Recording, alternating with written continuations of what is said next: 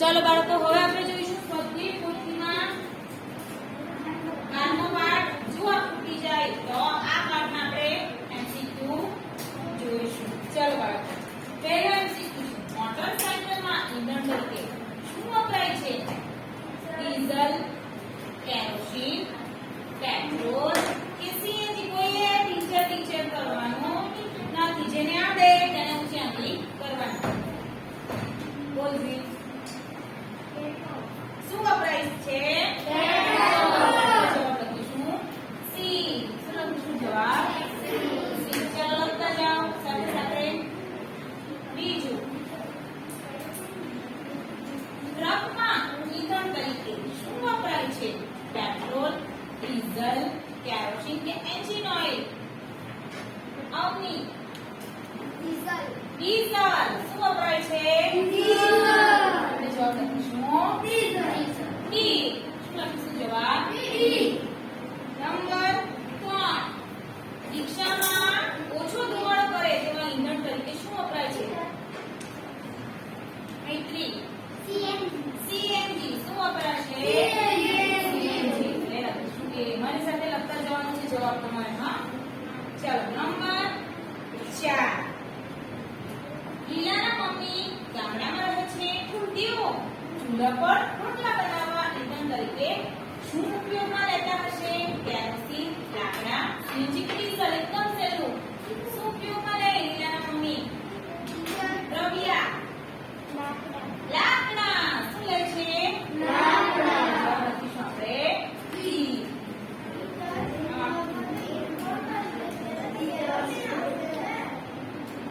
પહેલાના જમાનામાં યાદ આવે લીલાના મમ્મી એટલે પૂછ્યું છે લીલાના મમ્મી પાસે પૈસા થોડા હતા. બરાબર? સમજ પડી? ચાલો નંબર 5, જયશ્રીબેન ખીચડી રાંધવા માટે એક સાધનને સૂર્યના તડકામાં મૂકે છે.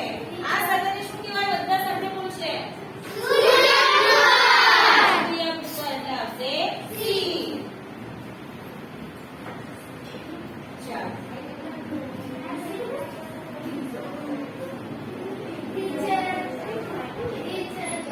ટીચર કરવાનું નથી આપણે.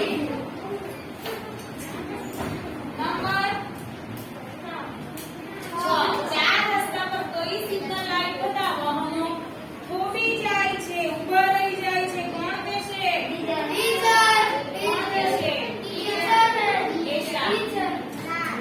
લાલ લાઈટ. એટલે આવશે જવાબ ડી.